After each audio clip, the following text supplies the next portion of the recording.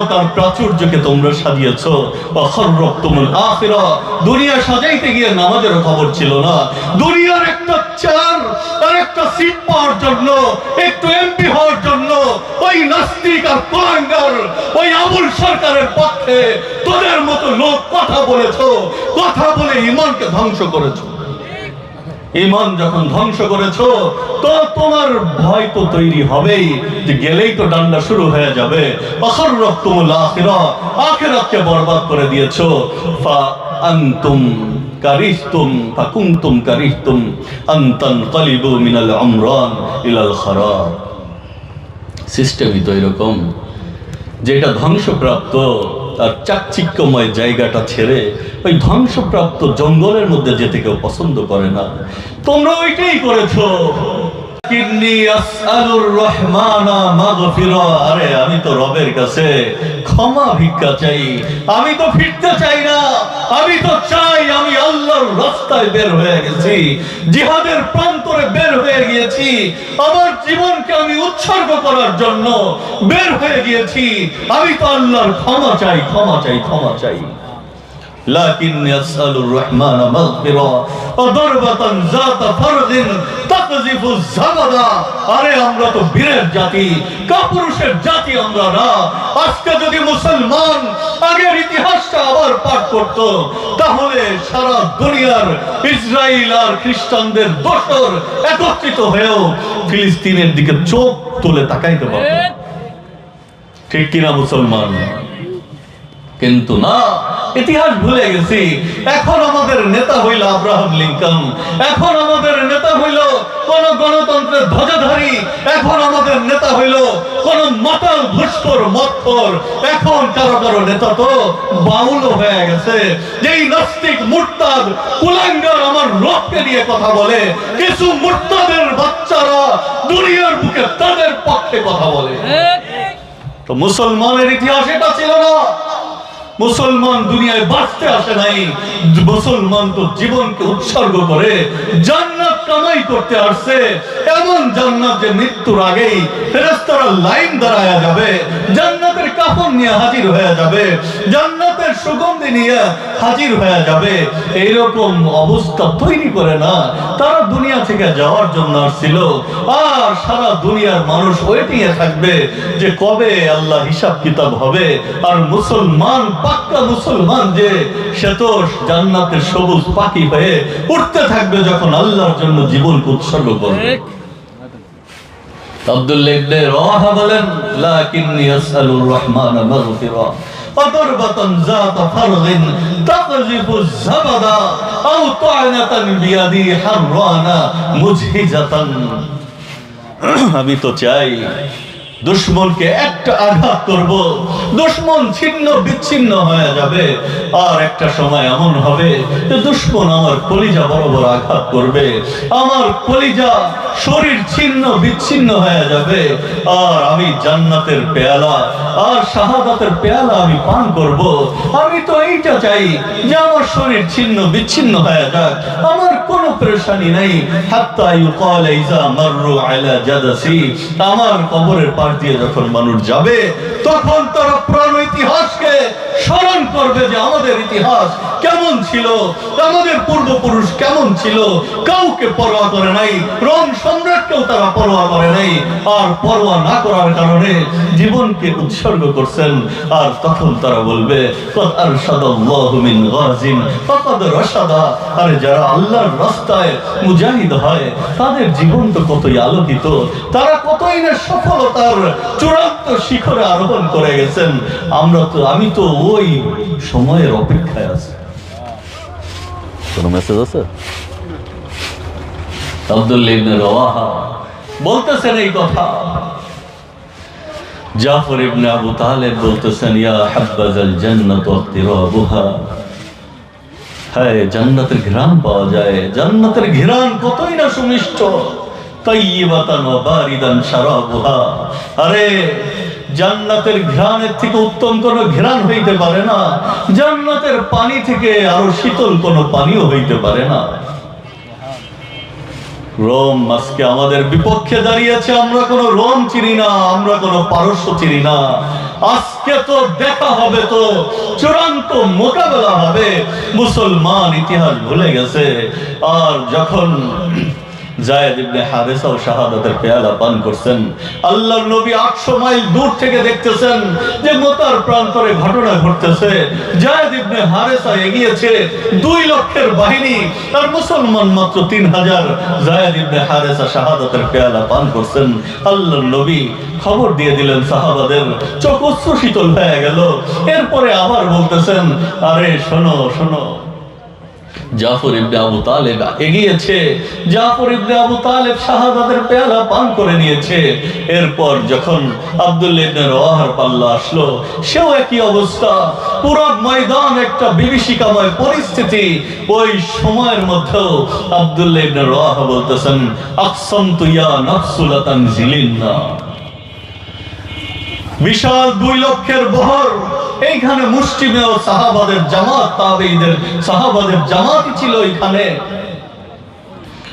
ওইখানে সামনে এগুলে হয়তো চূড়ান্ত মৃত্যু বুঝতে পারতেছিলেন। এরপরও নিজেকে সম্বোধন করে বলতেছেন, আকসামতু ইয়া নাফসু লা তানজিলিন্না। আরে আল্লাহর কসম করে বলি, আমার নফস, তোমাকে এগোতে হবে, তোমাকে মোকাবেলা করতে হবে, দুশমনের সামনে তোমার দাঁড়াইতে হবে। লা তানজিলিন্না, তোমার অবশ্যই দাঁড়াইতে হবে। আউলা তুকরাহিন্না, যদি ইচ্ছা করে না যাও তাহলে তোমাকে আমি বাধ্য করব। আমার অন্তর, তুমি তো আমার একটা পার্ট, আমার শরীরের, আমি তোমাকে বাধ্য করে নিয়ে যাব। শোনো, এইটা তুমি কেন এটা করতেছো?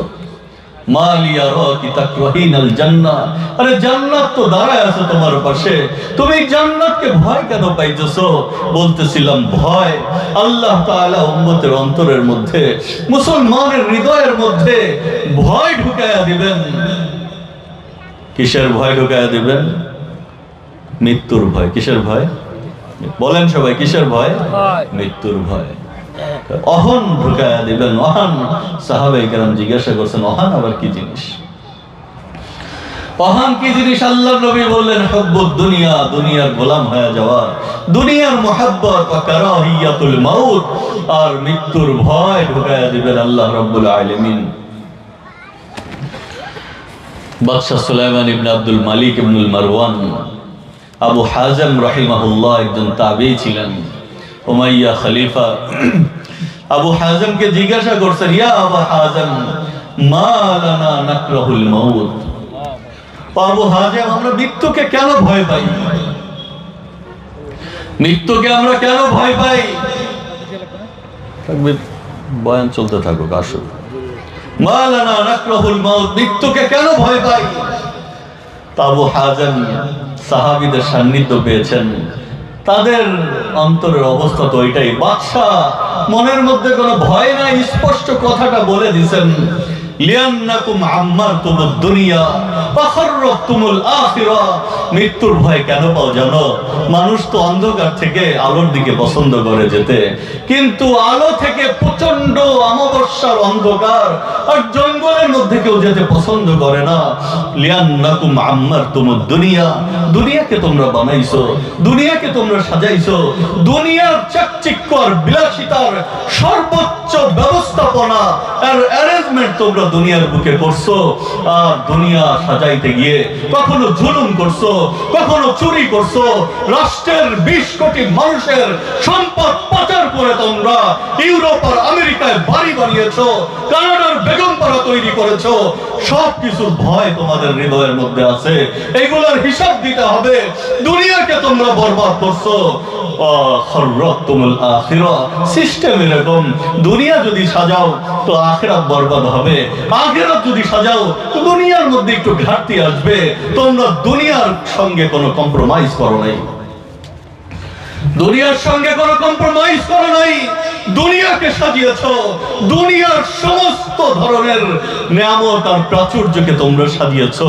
ওয়াখাররাতুমুল আখিরা, দুনিয়া সাজাইতে গিয়ে নামাজের খবর ছিল না।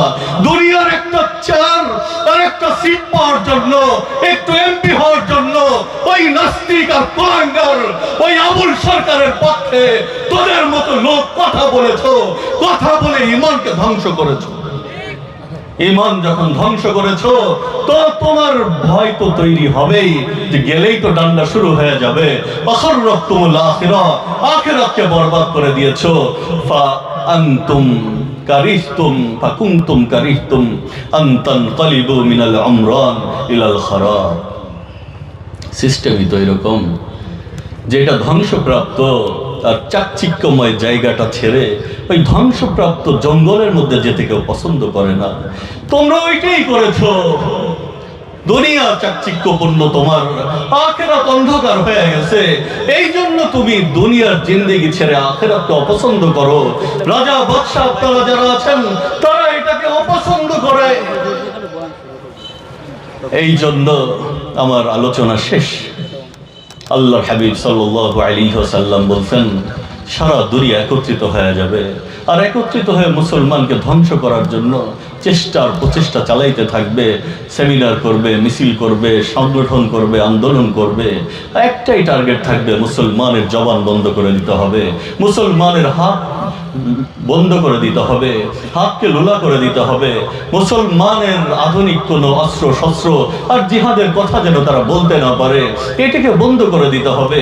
মুসলমান যেন তাদের পূর্বপুরুষদের ওই উজ্জীবিত প্রেরণার উপরে স্পৃহা নিয়ে এগোতে না পারে, ওইটাকে বন্ধ করতে হবে। সারা দুনিয়া একমত হয়ে যাবে এটার উপরে। আর ওই সময় পরিমাণ তোমাদের বড় বেশিই থাকবে, কম থাকবে না। কিন্তু তোমরা স্রোতে ভেসে যাওয়া খড়কুটার মতো হয়ে যাবা। কেমন খড়কুটা? পদ্মার মধ্যে হাজারো মন খড়কুটা থাকে কিন্তু ভেসে চলে যায়, দাঁড়াইতে পারে না। মুসলমান এমন হবে সারা দুনিয়া মুসলমানকে পরোয়া করবে না। এটা কেন হবে? মুসলমানের অন্তরের মধ্যে আল্লাহ তাআলা দুনিয়ার ভালোবাসা দিয়ে দিবেন আর মৃত্যুর ভয় দিয়ে দিবেন। কখন দিবেন? যখন কাফেরের অন্তরের মধ্যে মুসলমানের ভয় দূর হয়ে যাবে, তখন মুসলমানকে পিটাইতে থাকবে, এক এক দেশ শাসন করতে থাকবে, ধ্বংস করে দিবে। মুসলমান শুধু মুখে কুলুপ নিয়ে বসে থাকবে। এই জন্য এই ময়দান থেকে শায়েখ চলে আসছেন। শায়েখকে সামনে রেখে আমরা ওয়াদাবদ্ধ হইতে চাই যে আমরা দুনিয়ার বহু কিছু দেখেছি। আমরা এখন পূর্ববর্তীদের সাহাবাদের জীবনকে আমাদের সামনে রাখতে চাই। তাদের স্পৃহা নিয়ে, তাদের জাগরণী বার্তা নিয়ে, তাদের ঈমান নিয়ে আমরা সামনে এগোতে চাই। রব্বুল আলামিনের সামনে সাক্ষাৎ করতে চাই। কি বলেন মুসলমান? তৈরি আছি তো ইনশাআল্লাহ? আল্লাহ তাআলা আমাদের সকলকে তৌফিক দান করেন। আখিরু দাওয়ানা আলহামদুলিল্লাহি রাব্বিল আলামিন। মাশাআল্লাহ।